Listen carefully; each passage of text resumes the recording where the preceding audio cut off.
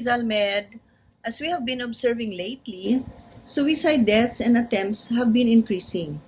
For sure, you might know one or two who have already did this.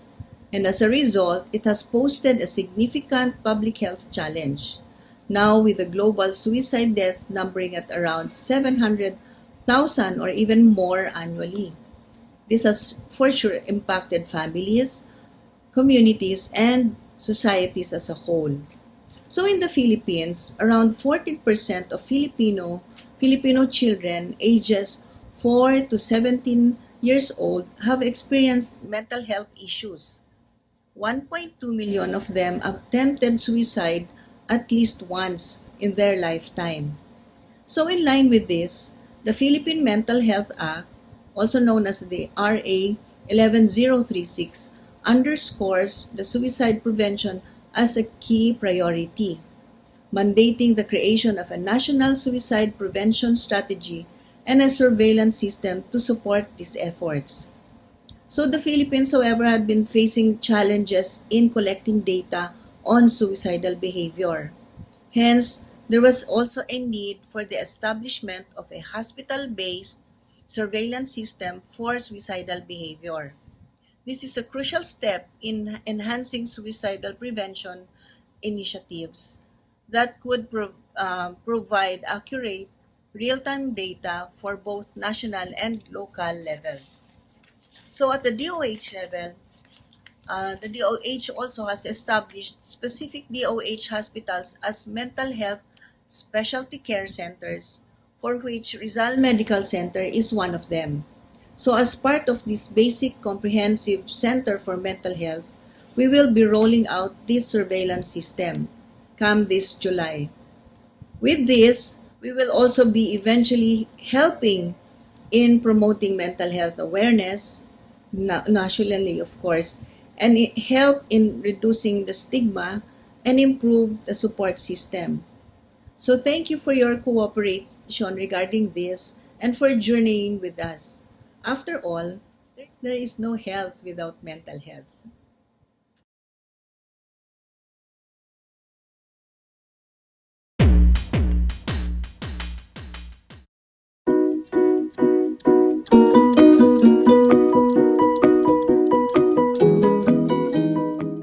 Good day, everyone. I am Dr. Jermaine de las Armas Reyes from Psychiatry Department, and I'll be sharing with you the surveillance form for suicide attempts and self-harm. We will be distributing this form hospital-wide, and we would ask for your full cooperation. So, with every patient that comes to you with suicide attempt or self-harm, please accomplish this form fully. Fill in the necessary information asked and place a check mark on the corresponding boxes of your answers. Do not leave any question unanswered, please. So, let's start with the reporting department. Please indicate your specialty and where you've seen the patient. It's either in the ER or in the OPD, and please add the hospital number of the patient. Okay, for section A, the reporting information, we ask you to please write legibly clearly so the encoder will have no problem in entering the information. So let's start with the last name of the patient, the first name, and then the middle name, the age of the patient, the date of birth, and the sex at birth. And please indicate the source of information. Please check all that applies. So it's the patient or with the relative, guardian, or companion, or others like a schoolmate or a guidance counselor or a workmate or a barangay official. Here, please check all that applies. So in section B, in case ascertainment, please indicate the type of consultation, the type of consult, either face-to-face, teleconsult, or if it was referred by another institution and that it was already endorsed. Okay, the arrival at the facility, the month, the day, and the year. No? So please indicate the date and the time of the arrival. So is it in the morning, in the afternoon, and please indicate the time. In section C, patient details. So here, please check civil status, either the patient is single, married, widowed, separated, or if others, please specify also. And a space is provided for the others. Sexual orientation, if the patient is heterosexual, homosexual, bisexual, or they choose not to disclose, or if, like for example, the patient is unconscious or sleeping, if it's not known, please check the box. Or if others, please specify also. Gender identity, if the patient is a man, a woman, a transsexual, or again, if they choose not to disclose or it's not known, please check the box. Or if others, please specify in the space provided. Highest educational attainment, please check if the patient is an elementary, high school, college graduate, or an undergraduate of elementary, high school, or college. Please check the boxes. Or if the patient is post-baccalaureate, not known, or if others, please specify also.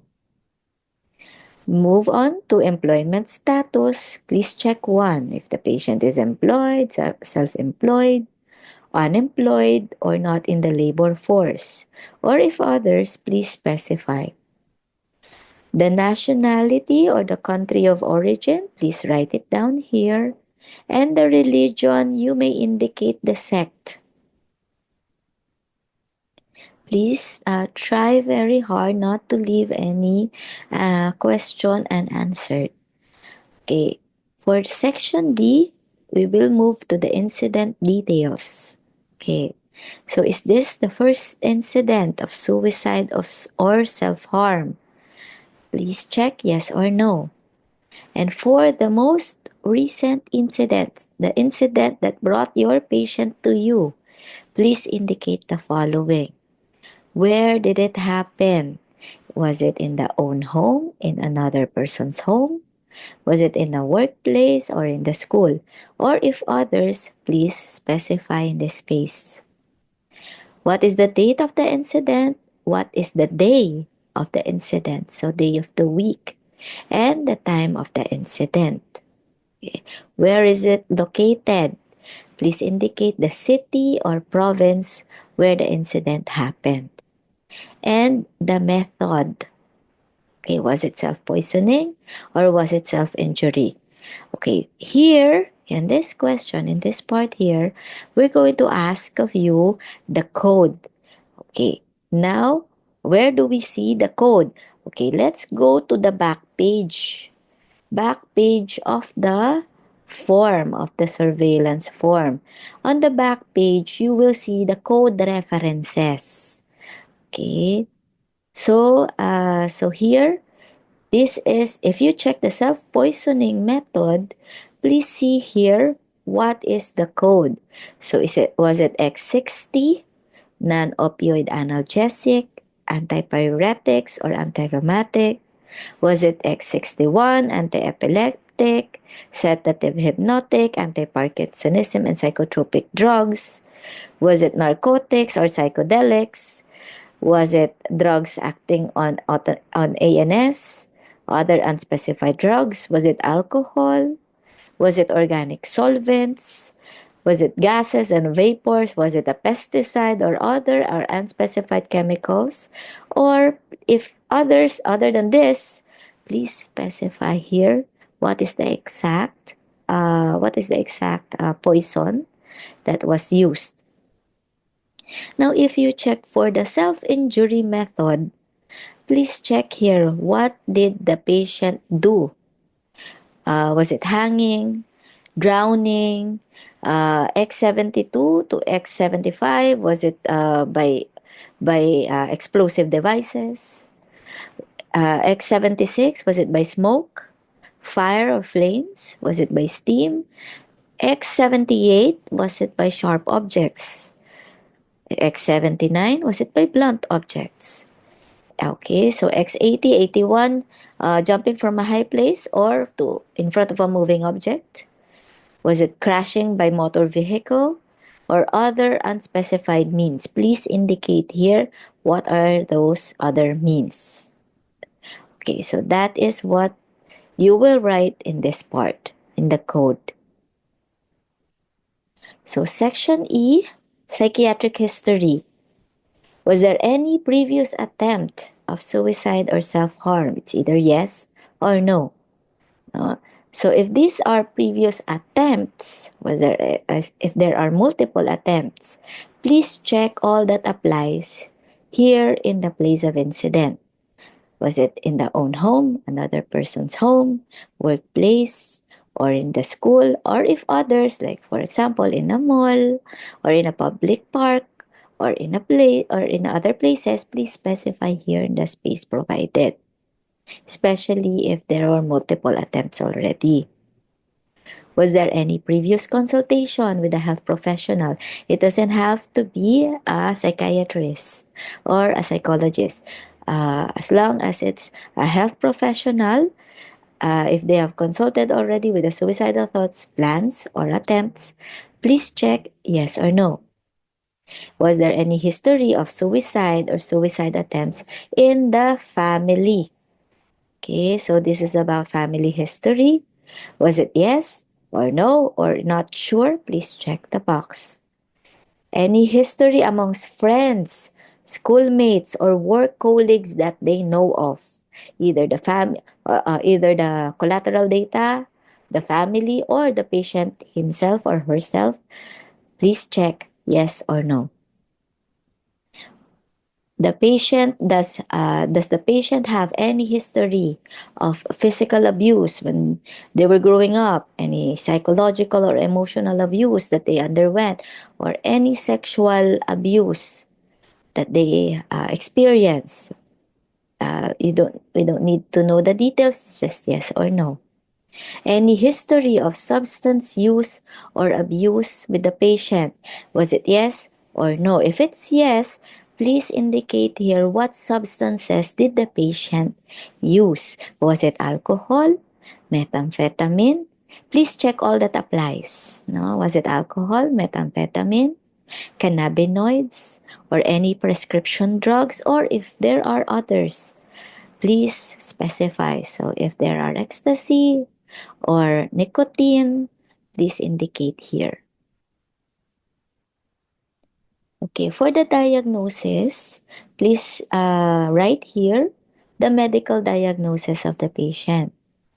And if there is already a mental health diagnosis, like for example, he or she has already been seen by a psychiatrist and there is already a known diagnosis, please please write it down here in this space here.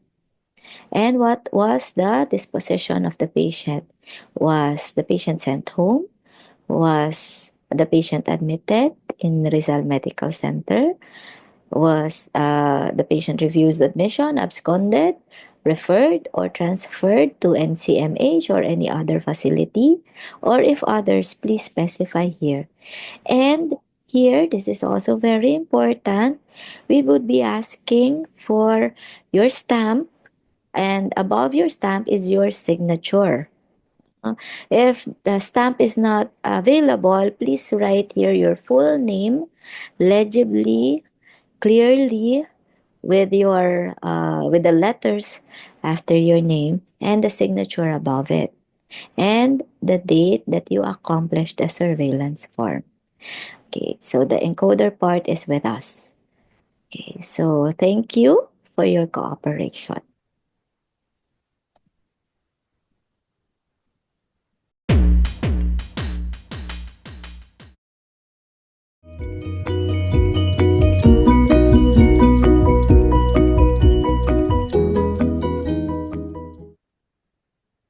Good day, everyone. I'm Dr. Denise Santa Maria from the section of psychiatry.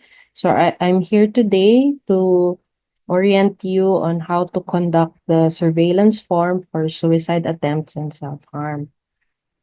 So, uh, this form is, I understand that it can be very delicate to administer because you are interviewing perhaps the most vulnerable patient. Na? Um, so it's very important to communicate empathetically, non-judgmentally, and supportively when you conduct this surveillance form. So of course, we would like to encourage honesty from our patient. Um, we also want to reduce his or her distress. So having a more compassionate approach prevents further emotional harm and makes the process less intimidating. We also want to ensure that we are going to give effective intervention, and this will be due to accurate responses coming from our patients. So, in short, please communicate with a lot of empathy so that we can have better patient outcomes and a more effective assessment. So, when you introduce yourself, so of course, our patients are mostly Tagalog speaking, no? So this is just an example of a script that you can use to start your interview. So you can say, "Kamusta po kayo ngayon? Ako po si Dr. Santa Maria. Alam ko pong may pinagdadaanan kayong mahirap, pero nandito kami upang makinig at sumuporta. Andito po ako para magsagawa ng isang surveillance form para sa mga pasyenteng dinala sa aming ospital dahil sa pagtangkang magpakamatay o suicide attempt o pananakit ng sarili o self-harm. May ilang tanong lang po ako na makakatulong sa amin para mas maunawaan ang iyong pinagdadaanan at maibigay ang tamang suporta." So, walang mali or tamang sagot dito basta't sinasagot niyo po ito ng tapat. Okay? So the form itself is made of two pages. But the form itself is only just one page. No? So this includes demographics, details about your patient, history, um, and other things relating to the suicide attempt or self-harm.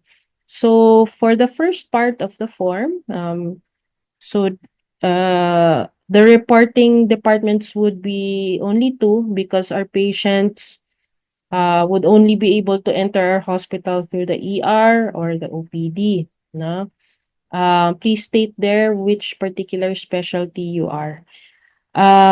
So next you have the reporting information, name, age, date of birth, and sex. So we put here at birth to clarify the difference from this and other parts of sexuality kasi there will be other questions relating to sex um, that we will ask later on. No? So when we say sex, of course, ito yung kasarian nung ikaw ay pinanganak, no, base sa iyong physical na aspeto. Okay? So source of information would be either the patient or the companion, relative, guardian, friend, no? Ideally, of course, we would like to get direct information from the patient, but if he or she is indisposed, no? For example, um, uh, they are too injured or let's say na comatose, no? Kunwari nag-overdose kasi. Of course, the companion would be the next best source of information. So please put in the type of consult. So you have face-to-face, you have teleconsult as well. Please put in the information when the patient arrived at our hospital. So put in there the date, the time, the specific time. No? So for the next part, we have the patient details. So please put in the civil status of the patient, So the next two components here, I understand will be very uncomfortable to ask, no? Lalong-lalo na our patient is most likely still going to be very depressed and suicidal, no? Pero these are two things that the research from DOH is really asking us for, no? So, of course, we would rather not ask this kung mapapayagan, but they feel that this will be helpful information for their research. So, this is a little bit difficult to describe, but if we communicate this properly, I hope no, we would be able to get correct data. No? So when we talk about sexual orientation, um, we talk about which sex or kasarian that the patient is attracted to. No? So in Tagalog, ito yung tumutukoy sa kung kanino nakakaramdam ng romantic or sexual attraction ang isang pasyente. Ito yung may kinalaman sa kung sino ang gusto nilang makarelasyon o makasama ng may pagmamahal at pagkagusto, if you want to be very specific. So sexual orientation, so we have these acronyms here. HTR refers to heterosexual. HMS refers to homosexual, so either gay or lesbian. BSL refers to bisexual. It would help a lot to be very familiar with the different types of sexual orientation because this is an extended list pa, no? So this will include asexual or not being attracted to any sila yung mga hindi nakakaramdam ng sexual attraction sa kung sino man. And then you also have pansexual na pagkagusto sa isang tao anuman ang kanilang kasarian or gender identity. So for gender identity, in Tagalog, ito ang pagkakakilanlang pangkasarian. No? So when you explain this to the patient, you ask them, paano mo nakikilala o nararamdaman ang iyong sarili pagdating sa kasarian? Halimbawa, may mga tao na ipinanganak na babae pero mas nakikilala nila ang sarili nila bilang lalaki. O kaya naman ay hindi sila umaayon sa traditional na kategoryang lalaki o babae. Yeah? So, gender identity refers to feeling that oneself is man, woman, trans. No? So, actually, you don't need to put if you're trans male or trans female because you already have the sex information on top, no, to determine that. And then the others would be queer or non-binary, no?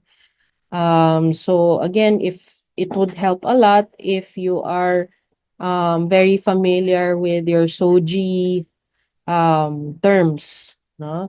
Yung kung naalala ninyo yung SOGI bill sa gender health.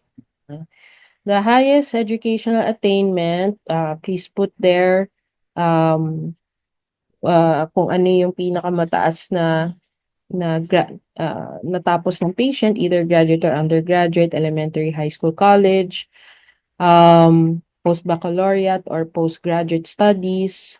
Also, put there if the patient is a graduate of vocational school.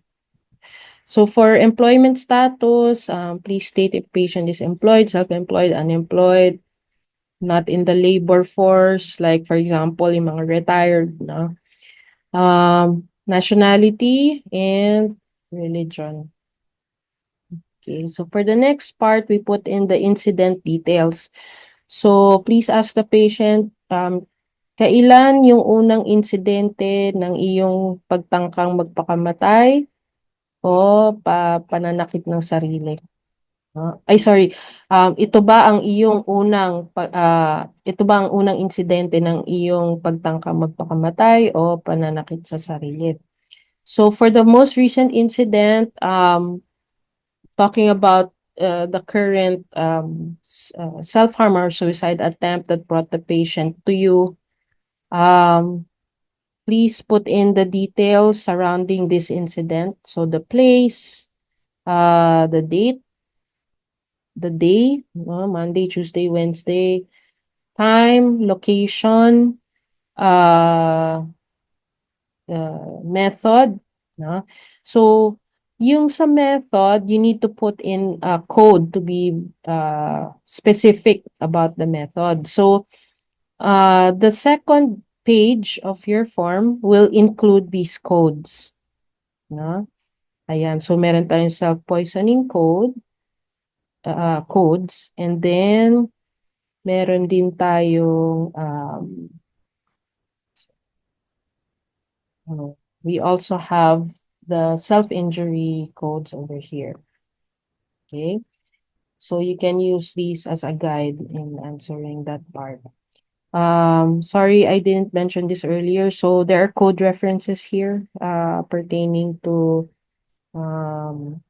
yung gender identity or sexual orientation portion. Okay, so there you go. So moving forward, the next part will be psychiatric history. So you ask if there was any previous attempt of suicide or self-harm. What was the place of incident? Was there any previous consultation with a health professional? So this may include, consult about suicidal thoughts, plans, or attempts with a psychiatrist, psychologist, or a counselor. Any history of suicide or suicide attempts in the family? Because we know that um, uh, uh, family history of suicide has high genetic propensity, for suicide in our patients. So, any history of suicide or suicide attempts among friends, schoolmates, or work colleagues? So this is talking about environmental influence, no? Any history of physical, psychological, or sexual violence. So this pertains to violence that was imposed on the patient. No? So I guess this talks about the history of abuse. No? So any history of substance use or abuse in your lifetime. So as much as you can, please dictate all the illicit substances that you know, no, or addictive substances that you know. Okay.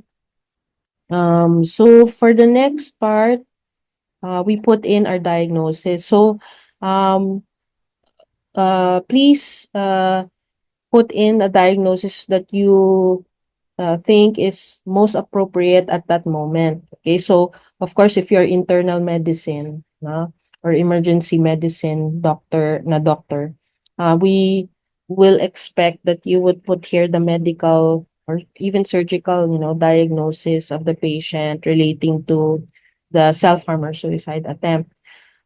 If you during your interview you were able to get any history of mental health diagnosis, you may put them here. You may put it here. Pero if there's no past history, and you're not sure, no, you you may leave this part blank. No, please do not assume that because the patient self-harmed or attempted suicide, that automatically this patient is already suffering from a major depressive disorder. No? You may notice, no, in our past referrals, a lot of those patients would have adjustment disorder diagnosis, no?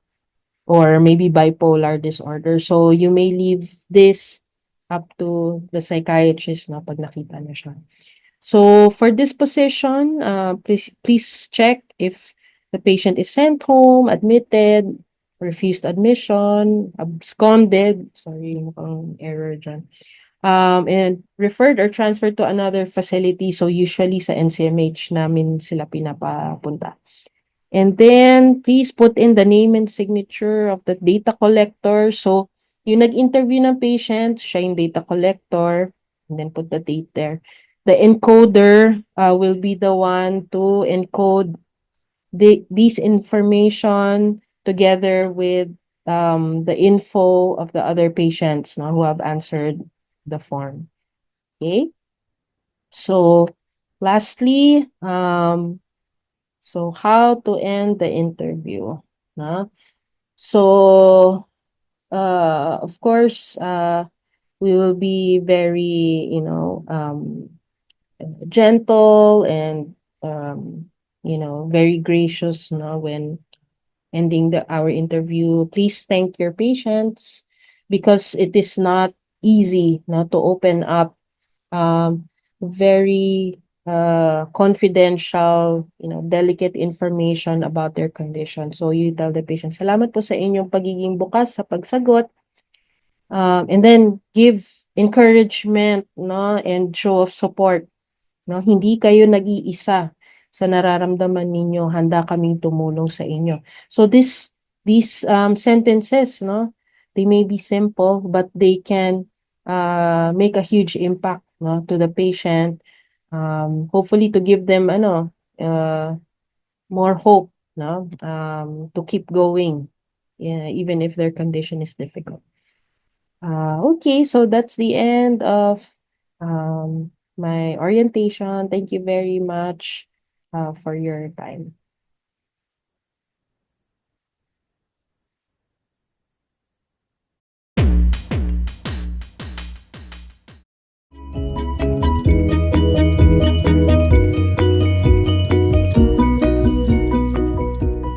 A pleasant day. This is Dr. Myrtle Flores de Holosa of Resalmed Psychiatry, and I am now to discuss on the process of the surveillance system, also known as the SSS-ASH, or the surveillance system for suicide attempts and self-harm. And previously, you were given lectures on the use of the form and how to conduct and fill up the form using certain approaches in questioning patients, attending to them. Let me now tackle on more concepts and how we exclude and include cases that are to be part of the survey. So the surveillance would include cases coming from both the outpatient department and the emergency room. And upon initial point of contact, wherein they were deregistered once they arrived, cases emphasize that only those who were brought in or arrived alive is included in the surveillance. So it's very important, no, in cases, no, by definition, okay, if such injuries or illnesses are a consequence of harm that is intentional or self-inflicted, or not by any other person, or were there are any other elements involved, okay? So let's say in that ER complex, no, you would be attending to cases, no, that could come in as responsive or be brought in as unresponsive patients, okay? And depending on their medical stability at that time, their condition at that time, okay? So the presenting injury or illness, you have to ascertain if they are what? Of an accidental nature, or are these a consequences of an intentional or suicidal or a self-inflicted action, okay? And same as for those unresponsive patients, okay? So it's either you would be getting the information from their companions, their relatives, or whoever brought in the patient, or that would be your informant. And then you have to see, no, as when you are examining the patient, are these consequences of an accidental, okay, or intentional, suicidal, self-inflicted nature? And if that is the case, as you could see in this graph, okay, they have to be included in our surveillance system, or you have to provide an SSS-ASH form for each of these patients to be included in the system. So as for the outpatient department, you might be attending to or be presented with patients, no, with certain forms of injuries, okay, certain reactions, or certain considerations on poisoning, okay, or any other afflictions with who are following up, no, let's say for comorbidities, no, let's say diabetes, no. However, there was this finding, no, during your evaluation of a scar, okay, on a certain body part, and well, you have to inquire whether that scar is a result of okay, anything that could lead to a suicidal, intentional, or a self-harm. Okay. In that consideration, you would also have to see if, let's say, that event, no, which produced that kind of finding is a consequence of, let's say, an action or an event within the 1 year, okay, prescribed period, no, of consideration.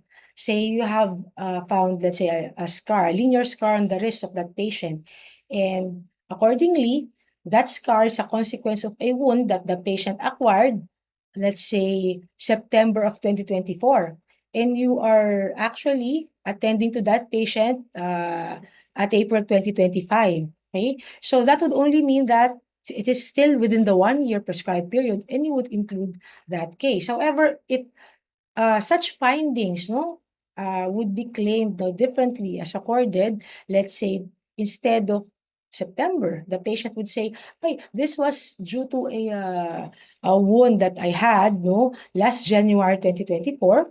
So therefore, it is not included in the 1 year prescribed period. Hence, you need not go further into evaluating this patient for a possible inclusion with the surveillance system."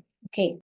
Again, okay, such injuries, no, or illnesses presented by the patient should be a result of harm that is intentional, okay, self-inflicted, and that these patients would present, no, with signs of life or they are alive, okay, because we do not include or we exclude patients who are brought in dead or BID, oh, or those who are pronounced dead on arrival or DOA, okay, those with injuries inflicted by other elements or any other person, and those patients who might present with injuries, no? But then when they acquire that injuries, they're not actually aware that what they're doing is a form of self-harm or inflicting harm upon themselves. Okay, so to emphasize our inclusion again, at the ER complex, when you are presented, attend to a patient, but then at the time that you attended to them, there are no signs of life, okay? They are either DOA or BID, you need not go further. They're automatically excluded from the surveillance, okay? Now, if let's say at the outpatient department, okay, you found certain signs or illicit symptoms from a patient. However, it doesn't point out to any recent history of suicide or self-harm. Okay, you have to exclude, okay, those cases. So to clarify, no, cases that we have to exclude or not include, no, in the surveillance system, okay, would be cases such as those who are brought in dead on arrival or brought in dead. Okay, so these are patients with injuries that are incompatible with life.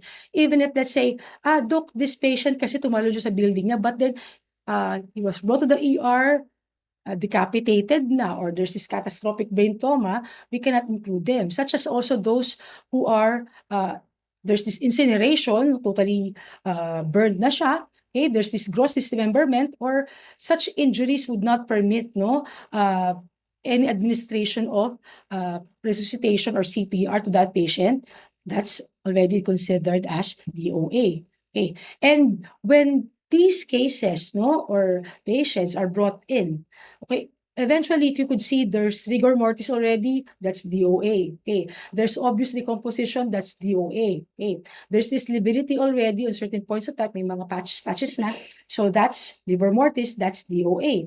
Okay, cases of stillbirth, no, or patients who might be brought to you, okay, but then they have a clear and identifiable and valid, no, DNR or do not resuscitate orders, okay, even if people would claim that they have self-inflicted, no, harm, okay, upon themselves, or inflicted harm upon themselves, okay, you do not include them, no, in our surveillance system. So excluded na siya as long as when the patient is already DOA or brought in dead, no, at the ER, no.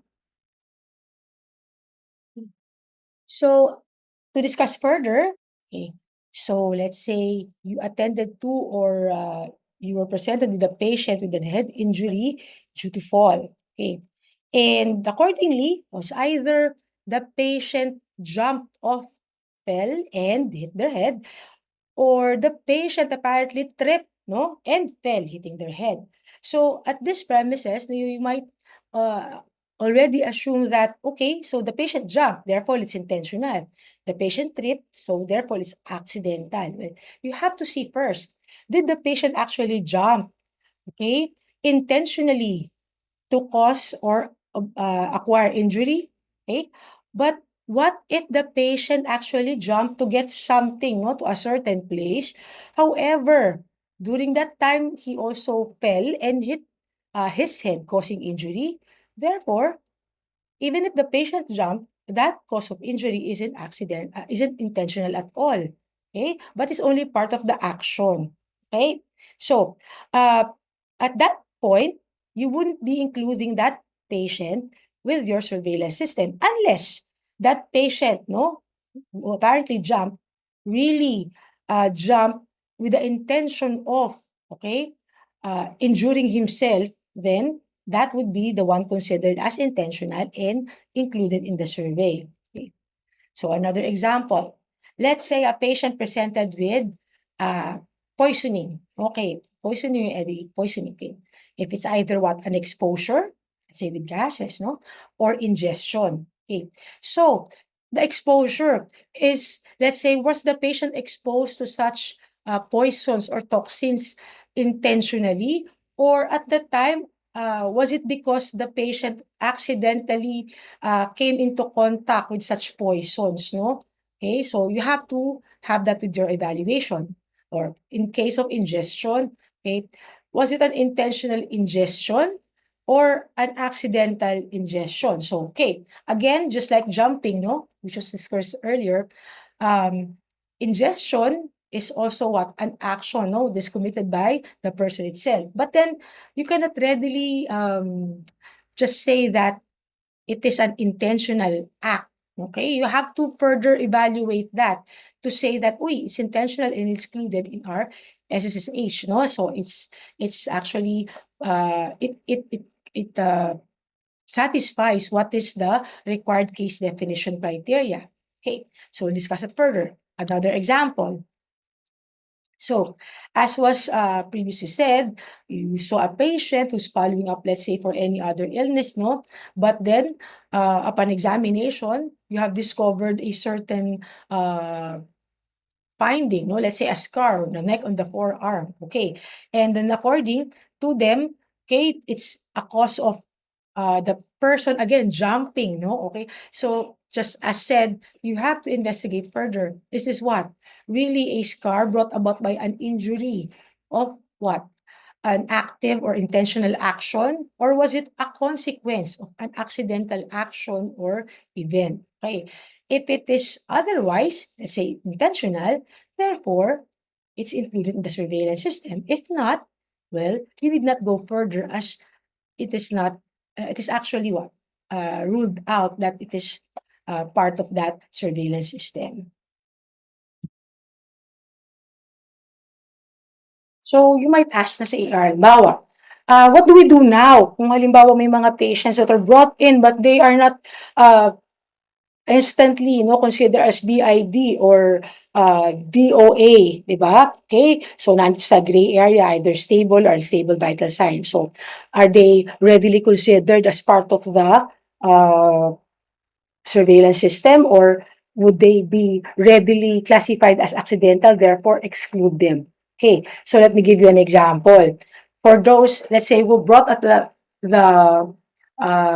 emergency room, no? Tapos lango-lango na alcohol. And sabi nila, di ba, you're drinking too much alcohol is self-harm. But again, we have to identify, no? Okay. So by definition, let's see this, no? An individual who drinks alcohol to excess requiring hospital treatment.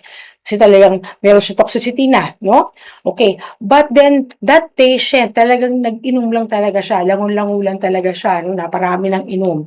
But there was never an intention of harming himself by drinking alcohol, or did not have any other actions or reactions when at the time that they were drunk. Okay, they are not included, they are excluded. Okay, so let's say yun nga, sobra-sobrang ano siya, meron siya alcoholic intoxication. Yun lang. Pero nung uminom siya noon kasi naparami talaga inom niya, but it's not an intention kasi papakamatay siya, or let's say gusto niyang ma-injure yung sarili niya by drinking lots of alcohol. The intention there is not clear. Okay, you do not include them. Okay. Okay. Another thing, those with an overdose of prohibited substances or illicit drugs, no? So let's say, yun nga, may mga, let's say, addicts or nag-take ng prohibited drugs, okay? At that time, because they were, well, addicted to it, okay? And pag napasobra, it doesn't mean that automatically there's an intention for them to really harm themselves, di ba? So, these cases, they would be excluded, no? So, hindi sila kasama sa surveillance system. Okay. Okay. Let's say in the OPD, Dok, paano ba yan? Meron kami nakita, but then, yun nga, wala siya history ng self-harm, so automatic na included na yun. Paano po yung iba? Well, within the prescribed period pa rin. Again, okay, you have to consider. Let's say, you have a patient brought in at the OPD, okay? And that, sabi nila, nag-ano daw, marami raw ininom na gamot or nag-inom na ng gamot. Okay. Di ba, direct action yon. So, it's intentional. Not necessarily, okay?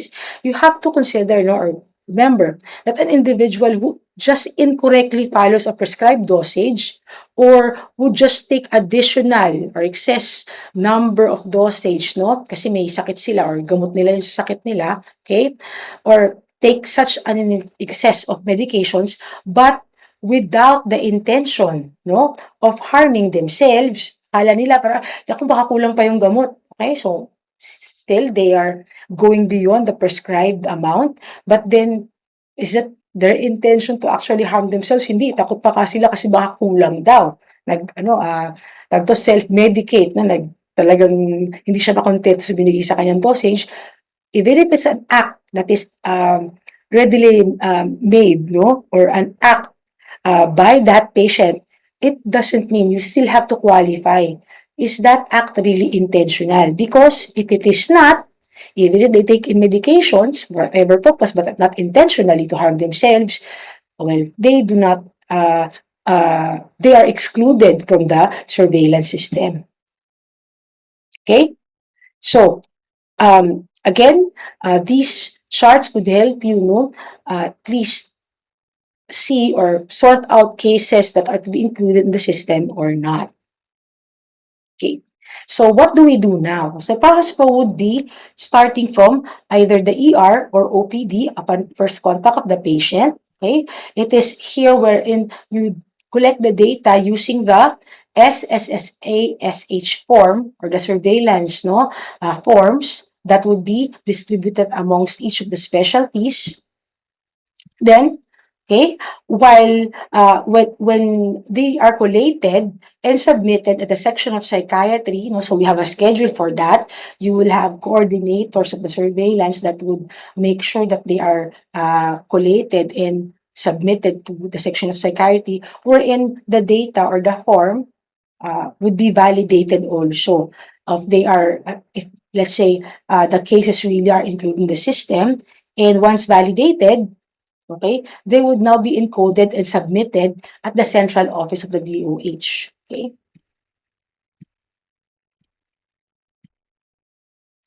And again, this is done daily. However, the collection is on schedule.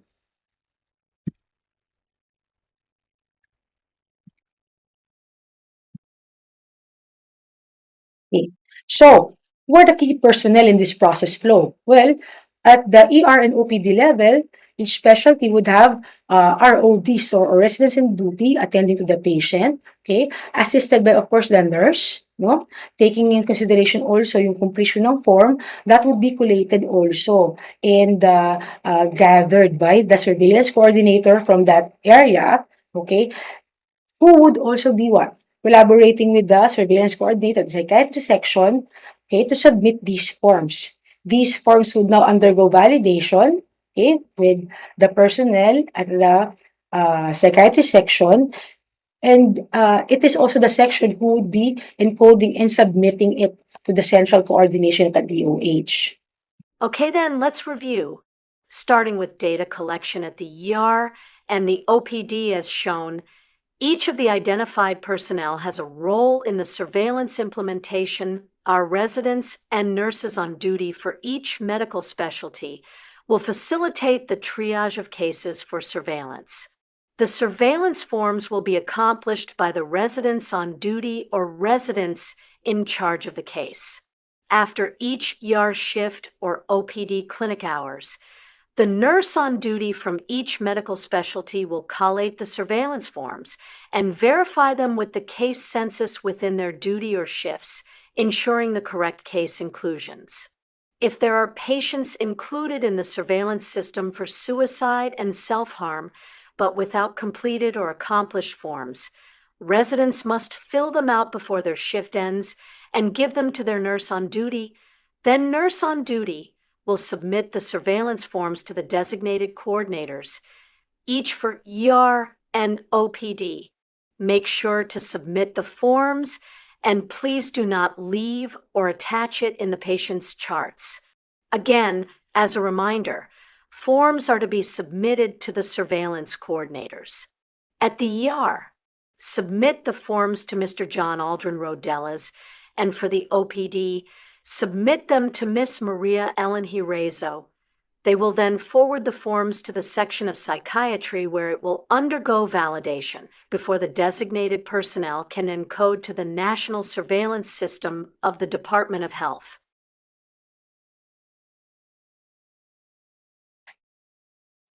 What is shown here is the surveillance schedule as follows, no? So, okay, daily. Okay, so each of your duties, you have to make sure that your residents or each of you would be attending to patients, and you have to see now, sino ba yung pang surveillance dito or hindi.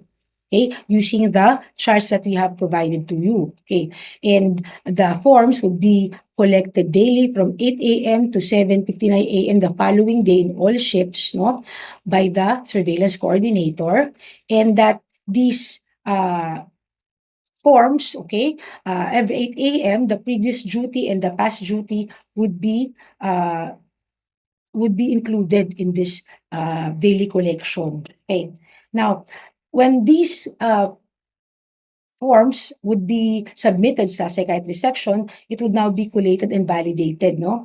And submissions at the psychiatry section would be from 8 a.m. to 4 p.m. Mondays to Fridays, okay? Kasi i-validate pa siya. And then, every Thursday, 3 p.m., no? We have to be encoding these forms that you have submitted so that we could submit it every Friday, no? Every month, no? At a certain time to the central office. Now, when it comes to those who would validate, no, and also on what section you are going to submit the collated forms, okay, that would be at the psychiatry clinic, and the managing section of the surveillance system, no, for Rizal Medical Center would be the personnel as follows, okay, starting with the head of our section of psychiatry clinic, no. And if there are any other questions, you could always contact and visit us at the Rizal Med Psychiatry. We are located at the second floor of the outpatient department building.